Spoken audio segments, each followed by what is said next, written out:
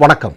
கும்பமேளாவில் கலந்துக்கிறதுக்காக வந்த ஒரு இந்து இளைஞனுடைய வீடியோ சமூக ஊடகங்களில் மிகப்பெரிய அளவில் வைரல் ஆகிட்டு இருக்கு. இந்தியா முழுவதும் மக்கள் அதை பார்த்து கொண்டிருக்கிறார்கள். அதில் அவர் என்ன சொல்கிறார் அப்படின்னா, நல்ல வேளை உத்தரப்பிரதேசத்தில் நடக்கக்கூடிய கும்பமேளாவுக்கு முஸ்லீம்கள் யாரும் வரல. அப்படி முஸ்லீம்கள் யாராவது வந்திருந்தாங்க அப்படின்னா இங்கே நடக்கக்கூடிய யோகி ஆதித்யநாதனுடைய ஆட்சியில் நடக்கக்கூடிய கும்பமேளாவில் தொடர்ந்து நடந்துட்டு இருக்கக்கூடிய பல்வேறு சம்பவங்களுக்கு இந்த முஸ்லீம்கள் தான் காரணம் அப்படின்னு சொல்லி ஆர்எஸ்எஸ் சங்க பரிவார கும்பல்கள் தப்பித்திருப்பார்கள் அல்லது அவர்களின் மீது பழியை போட்டு ஒரு கலவரத்தை உருவாக்கி இருப்பார்கள் அப்படின்னு ஒரு இளைஞன் சொல்கிறான். நான் பாருங்களேன், இந்தியாவில் இருக்கக்கூடிய ஆர்எஸ்எஸ் சங்க பரிவார கும்பலுடைய சூழ்ச்சியை ஒரு இந்து இளைஞன் எப்படி அம்பலப்படுத்துகிறான். அவன் தெளிவாக இருக்கிறான். தமிழ்நாட்டில், அதாவது தமிழ்நாட்டு மக்கள் எப்படி இருக்கிறாங்களோ அதே மாதிரி இருக்கிறாங்க. என்ன, அதாவது கும்பமேளா அப்படிங்கிறது என்னுடைய நம்பிக்கை. அதுக்கு ஆர்எஸ்எஸ் காரனுக்கும் பிஜேபி காரனுக்கும் எந்த சம்பந்தமும் இல்லை.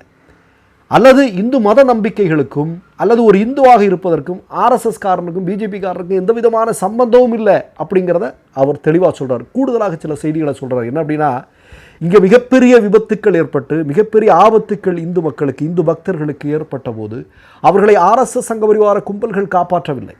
யாருமே வரல, யோகியும் வரல, யாரும் வரல. எல்லாவற்றையும் மூடி மறைக்க முயற்சி செய்தார்கள்.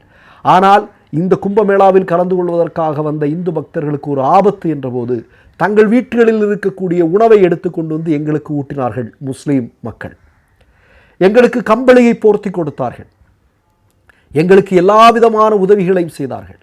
அவர்களுடைய வீடுகளில் அவர்களுடைய சகோதரர்களைப் போல எங்களை பாதுகாத்து கொண்டார்கள்.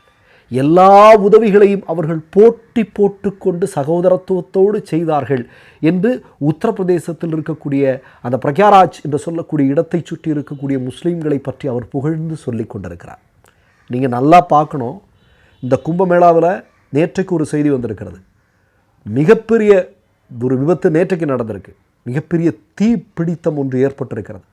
ஏற்கனவே உங்களுக்கு தெரியும், நாம் உட்பட பல பேர் பதிவு செய்திருந்தோம். கேஸ் சிலிண்டர் வெடித்து ஒரு பெரிய அசம்பாவிதம் நடந்தது. அதுக்கப்புறம் கூட்ட நெரிசலில் ஏறத்தாழ 60க்கும் அதிகமான பேர் இறந்து போனார்கள் என்று சொல்லப்படுகிறது. இன்றைக்கி ஒரு 300-400 பேர் ஹாஸ்பிட்டலில் உயிருக்கு போராடிட்டு இருக்கிறாங்க சொல்கிறது.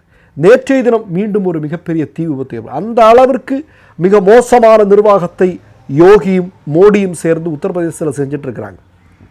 இந்த நேரத்தில் அங்கு வந்திருக்கக்கூடிய இந்து பக்தர்களுக்கு தெள்ள தெளிவாக தெரிந்திருக்கிறது, அங்கு நமக்கு ஒரு பிரச்சனை அப்படின்னா முஸ்லீம் மக்கள் உடனடியாக வந்து நிற்கிறார்கள். முஸ்லீம் மக்களுக்கு ஒரு பிரச்சனைனா நம்ம அந்த மாதிரி போய் நிற்கிறோமா அப்படிங்கிற கேள்வியை அவர் வலுவாக எழுப்புகிறார். இன்றைக்கு மோடி ஆட்சி பொறுப்புக்கு வந்த பிறகு ஆர்எஸ்எஸ் சங்க பரிவாரங்களுடைய அதிகாரம் இன்றைக்கு வந்ததற்கு பிறகு முஸ்லீம்களுடைய நிலைமை என்ன இல்லை அவருக்கு தெரியுது. அதனால தான் அவர் சொல்கிறார், நல்ல வேளை கும்பமேளாவுக்கு முஸ்லீம்கள் வரல.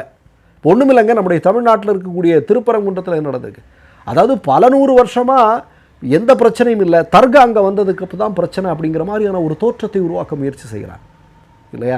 அதனால தான் அன்றைக்கி காலையில் நான் ஒரு புகைப்படத்தை பார்த்தேன். முருகன் இருக்கிறாரு மயில் மேலே, அவருக்கு பின்னாடி பாய் இருக்கிறாரு, கையில் முருகனுடைய கையில் வேல் இருக்குது. அதை எடுத்துகிட்டு போய் ஆர்எஸ்எஸ் பிஜேபின்னு சொல்லக்கூடிய ஒரு குண்டு அதை அப்படியே உடைக்கிறாங்க. அது கலவரம். அந்த குண்டு எதை மீன் பண்ணுதுன்னா கலவரம். அதை வேலால் பாயும் முருகனும் சேர்ந்து உடைச்சி எடுக்கிறாங்க. அது இன்றைக்கி தமிழ்நாட்டில் மிகப்பெரிய அளவில் ட்ரெண்டிங் ஆகிட்டுருக்கு. பாருங்களேன் நீங்கள். அப்போது இது என்னென்னா, ஒன்று மட்டும் நன்றாக தெரிகிறது, இவனுங்க என்ன தான் சொன்னாலும், எத்தனை மோடிக்கள் வந்தாலும், எத்தனை அமித்ஷாக்கள் வந்தாலும், எத்தனை ஆர்எஸ்எஸ்காரர்கள் வந்தாலும், இந்தியாவில் இருக்கக்கூடிய வேற்றுமையில் ஒற்றுமை இல்லையா, இனத்தால், மொழியால், மதத்தால் எல்லாம் நாம் வேறுபட்டு இருந்தாலும் நமக்குன்னு ஒன்றா நம்ம எல்லாம் ஒற்றுமையாக இருப்போம் அப்படிங்கிறத நுட்பமாக தெரிந்து வைத்திருக்கிறார்கள் இந்திய மக்கள். அவர்கள் அந்த மாதிரியான மக்கள் இந்தியாவில் இருக்கிற வரைக்கும் சங்க பரிவாரங்களுடைய அரசியல் தொடர்ந்து தோற்றுக்கொண்டே இருக்கும் என்பதற்கு இந்த வீடியோ ஒரு மிக முக்கியமான ஆதாரம்.